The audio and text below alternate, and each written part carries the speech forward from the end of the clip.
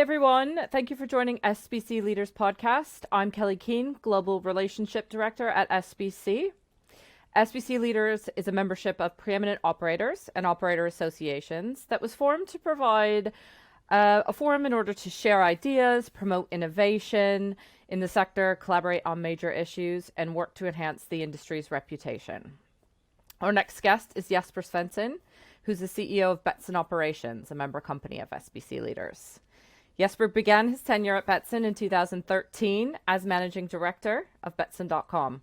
He quickly rose through the ranks, becoming CCO in 2015 and CEO in 2017. Whilst he's busy leading a global operation, he still finds time to talk about the business of Betsson at conferences, events, and in forums such as this, as most of our listeners will know. However, we rarely get a chance to learn about the person behind the success of this global company. His view of the industry is wide, with Betsson operating in 17 global markets with 20 brands. His knowledge of both casino and sportsbook is deep, having worked in the industry for over 15 years, and he is genuinely one of the nicest people out there. It is therefore my pleasure to welcome Jesper Svensson to the show. Hi, Jesper. Thank you very much, Kelly. It's a pleasure to be here with you. Great. I want to talk about some good news to start off this conversation. Betsson recently published their Q4 and 2020 results and saw a 30% revenue increase in Q4 over the previous year and an overall 20% increase in revenue year over year. That's a pretty incredible accomplishment given the year we've just been through. Yes. Pontus Lindvall attributed that success to the underlying strengths of Betsson as an organization, and I was hoping that maybe you can talk a little bit about those key strengths and what brought you through 2020. I mean, 2020 challenging year in many ways, but if you look from only a business point of view, we are in the forefront of digitalisation, right? So we got the push forward, and in Betsson we have focused so much the last year on making sure we have the right people in place, worked a lot on the leadership side and culture side and so forth, and when we went into remote work, it still continued to tick really good machinery. So I will contribute our last year as number 1, 2, and 3 to the people we have in the company. That's a given. And then out of that, we have improved our product significantly over the last 2-3 years, I would say, and that is also taking effect. And in 2020 as well, we expanded. We went into new markets, so we were not holding back. And I would say it's a combination of those 3, but number 1 is the talented people we have. Oh, that's great. Did you find it hard to maintain culture when everybody was sort of working from home? Is it better to be back in the office now? Yeah, well, we are still working from home. I'm in the office today because I like to go into the office. It's voluntary. It depends a little bit on where you are in the world, of course. So yeah. It is a challenge to remain culture remotely. It is. But we have done a lot of activities in order to keep it going. And in most countries, we have kept the offices open as well for the ones who wanted to come in when it was possible to come in. So I would say we have done it relatively well from that point of view. But I also look forward to getting back more into the office and be able to really get the grip on those elements again. Yeah, I agree. You talked about growth into new markets, and I want to get to that, but I just want to ask you one quick question before that, which is kind of the opposite question. So in October, Betsson reduced its presence in the UK, right? Just down to 1 brand. Yeah. And I'm interested in understanding sort of the strategy behind that. Is it more about preempting sort of the UK interference, or is it just about looking at other markets?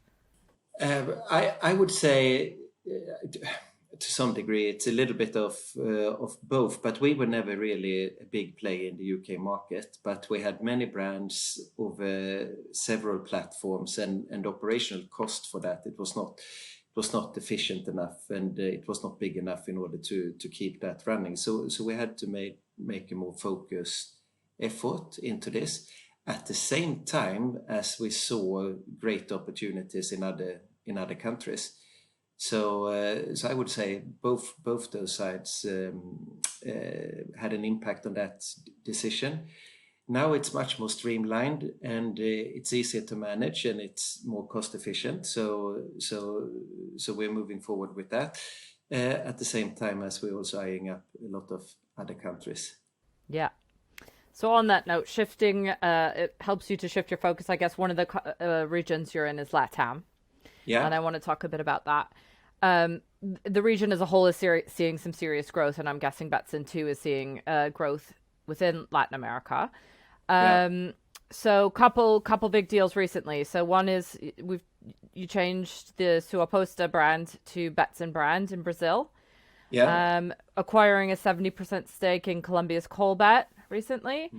And most recently, the naming rights to the Peru's top football league to Liga 1 Betsson, which is quite a cool deal. What's driving that push, and are we going to see more of this in the future? Are we going to see more deals like this in the future? Yeah, for sure. We are focusing a lot on Latin America, and we see great opportunities there. It's a very solid growth in this region, and it's expected to be for many years to come. And we recently also as well got a license in Argentina, so we're moving forward there as well. Big market, I mean, big continent. Brazil is a massive country and has great potential, but even countries like Peru, Colombia, and so forth are you're seeing really strong growth in those countries. And we have been in the region for quite some time. So in some countries we have a head start. So we're really trying to now speed those things up and keep a strong position over there. That's great. And coming from a company heavily rooted in sportsbook, there's loads of sports fans, I think, in Latin America, which doesn't hurt at all. They love sports. Yeah. Football is, I mean, you can say all over the world, but in Latin America, it's such a passion, right? And we see great interest. Football is number one, 2, and 3 over there, probably 4 or 5 as well. So that is very good, and that's also why we did the deal we did in Peru. With the football league there, though, because that gives us really good exposure. That's great. I know you have personal ties as well as you also speak Spanish. So personally, Is that an exciting move for you as well? It is. My wife is Colombian, so I have a strong connection to Colombia at least. I wouldn't say that's the reason why we as a company is going so strongly to Latin America. That's not, but I understand the culture well. I've been a lot in many of the countries over there. I visited regularly, and you can really see that it's a continent where it happens and it develops fastly. Now COVID has affected this part of the world severely, like the rest of the world, but I believe maybe even worse, I would say, in a continent like LATAM. But nevertheless, I think for the next 3 to 5 years, you will see a very good improvements over there, and digitalization is everywhere. Yeah. Oh, that's great. Talking about people, so and sort of people in a digital space. SBC is pretty new to the world of podcasts, and we're learning as we go. But we are not new to media and reaching sort of our audience in a digital way. So I'm curious about the Betsson Group live podcast. I think you were the first guest on that. Where it highlights jobs, various roles within Betsson, different people of all levels, actually, from entry level all the way up. I think you were the first guest on Betsson Live. And one Betsson holds that all together. It's about the diversity. It's about keeping an open mind, being supportive, being a team player, and so forth. And that is the glue within the organization, I would say. Why is that important? Why is sort of getting out there and putting a digital sort of message out there about what's happening at Betsson, and how's the industry responding to it? I think we use it as a great channel for us to attract interest for us as a company, and on LinkedIn overall we have more than I believe 50, almost 60,000 followers now. So we have gained the content we have been doing have gained a lot of interest, and we get a lot of applications through this, and we have currently more than 100 open positions. So it's an important channel for us to attract people, basically.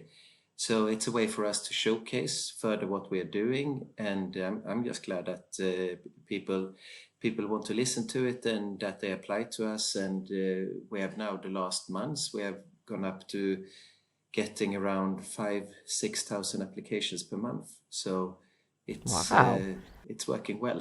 Is it inside the industry or outside, combination of both? Or are you sort of reaching people from outside the industry? It's mostly within the industry, but outside as well in that sense. So it's a mix, but of course a lot of the efforts we do, they are focused towards the industry or towards e-commerce or technology and so forth. But it's been a good tool for us, and it really helps our recruitment. Oh, great. Okay, on a more personal level, I know you mentioned your wife. I know you're married and you have a young child. Is he 3, 4? 5. 5? 5. Same as Yes. mine then. Same as mine. Yes.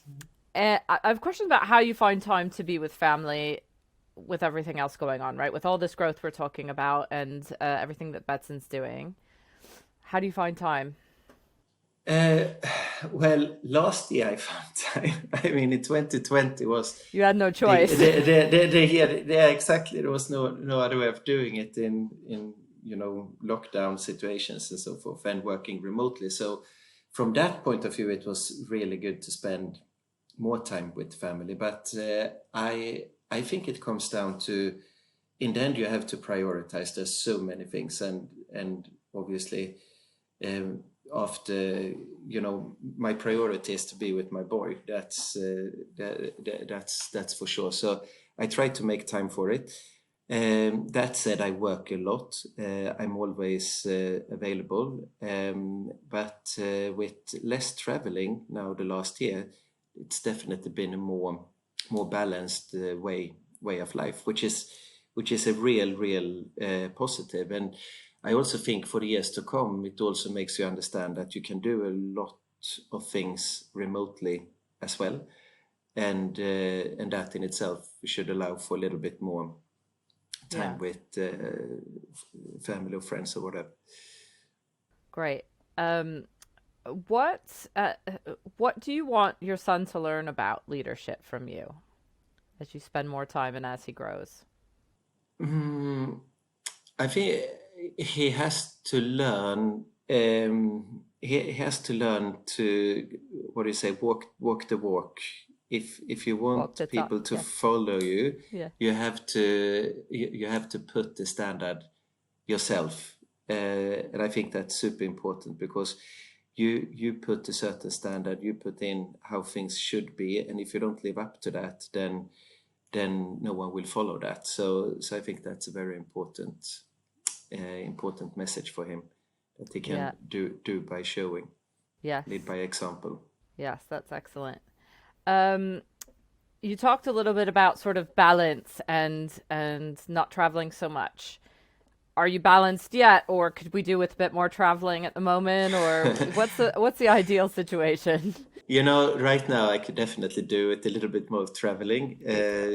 Being here in Malta, it's not the biggest of countries as well, though. Although I have to say it's been good here in relative terms. Society have remained open, and the sun is shining, which is nice, and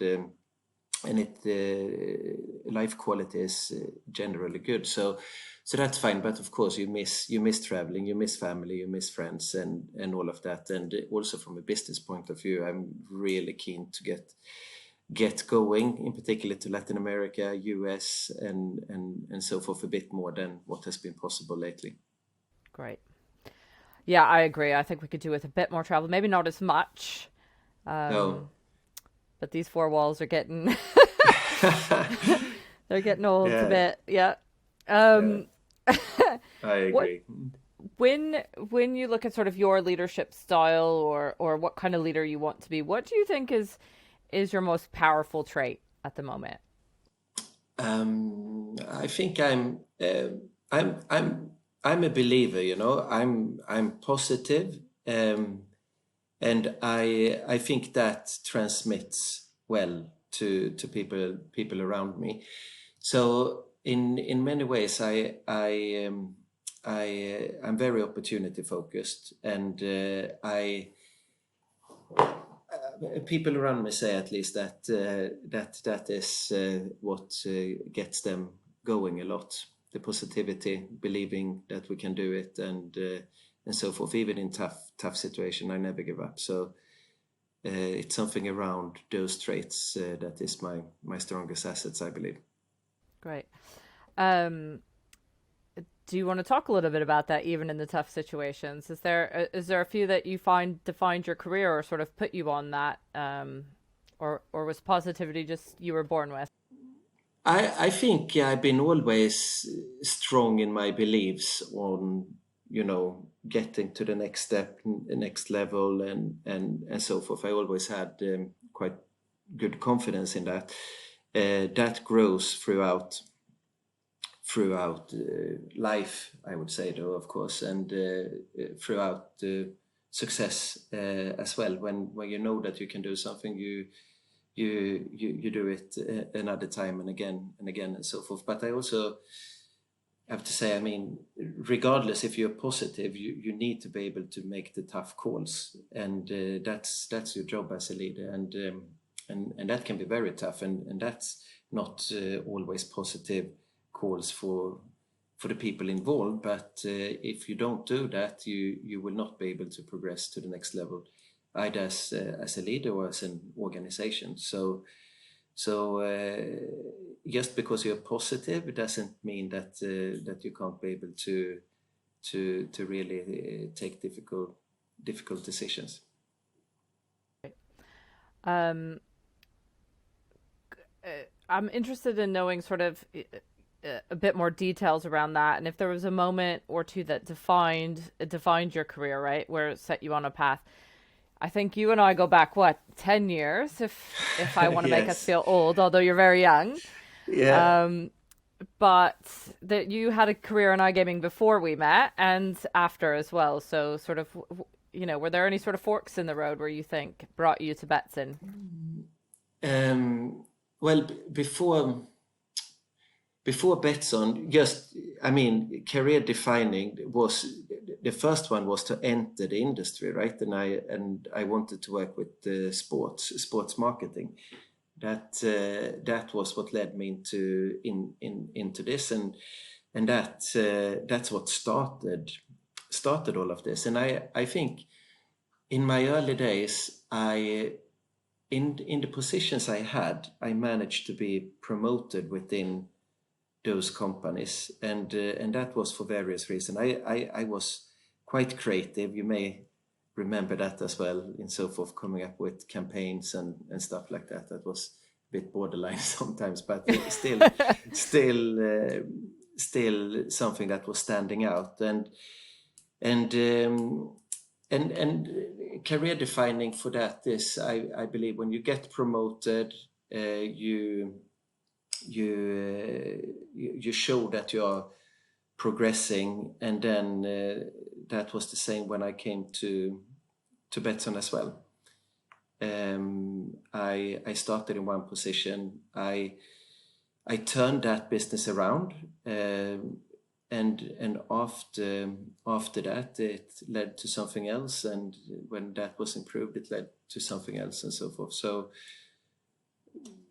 I think there are many moments that are career defining. The most career defining, of course, is then, when I got the opportunity to become CEO soon 4 years ago, 3.5 years ago. That was the biggest point in my career so far. So that was nice. Yeah, and before we started recording, I said this to you. I think you're one of the youngest CEOs out there for a company of your size and global scope. And you rose quite quickly from 2015 or 2013, Yeah. I guess, all the way to 2017. Most people work their whole lives sort of up the ladder, right? And you're quite young and I wouldn't say at the end of your career by any means, right? So have you thought about that? How does it feel? Do you feel young when you're with your peers or No, I don't feel young. I mean, I have many in my team that are older than me. I have some that are younger than me, but I think it's age doesn't really matter. And to be fair, I'm not that young either. So yeah, I think ambition matters. yeah. I'm very, very ambitious, and I want to succeed. And that. It's not an age thing per se by any means, but I always wanted to progress, and in the gaming space I've been fortunate to do that. So I don't think about myself as a young leader, but thank you for saying so. I'm going to do some research. We'll find out for sure. Sounds good. Yeah. So you've been CEO now for 3.5 or 4 years. Yeah, since 2017. What surprised you the most about being CEO? Surprised me the most. I mean, you get an incredible helicopter view of the business. You get so much information from all areas, and you need that because you need to make the decisions based on that. And I also, it didn't surprise me, but it's also, of course, you get to understand that what you do and what you decide has a very strong impact on the organization. And that's a privilege. That's fantastic. It means that every day you feel you can make a difference. Every day you feel you can drive things forward on a large scale. And that's I wouldn't say it's a surprise. It's more the inspiration in many ways. I think the first surprise I perhaps had in this my first CEO position was when I was going to take a few days vacation, and I was filling in this online form, and I was like, oh, who's going to approve this? Oh, that's me. So the system approved it itself. That was perhaps the first surprise, but other than that, it's more that you get to learn that you can have a great impact of things, and that's a privilege. Yes, well, to that point, and as an outsider watching Betsson from the sidelines, you do have an incredible team and a Yes. sustainable brand, and I think that's a testament to the work that you've done over the last 7, 8 years. So I will say that I think from us looking outside in, your impact is quite visible. Thanks, Kelly. But it's also, I think, the most important thing as a leader is that you have to recruit a really good team. If you fail with that, you will fail yourself. And I'm very pleased with the team I have today. There was a lot of changes in the beginning, had to do changes, but now we are a very strong team. We have worked together for a few years now, and it shows strongly in the way we're working. Yeah, I agree. All right, so we're getting close to the end here, Jesper, but I do want to ask you one final question about what's up next for Betsson and what we can expect to see from you and the team. It's a lot of focus now to geographical expansion. We already touched on that with Latin America and so forth. We also recently went live in Africa, and in 2021 is a big year for us because it's also the year of the US. We're entering Colorado the second part of this year.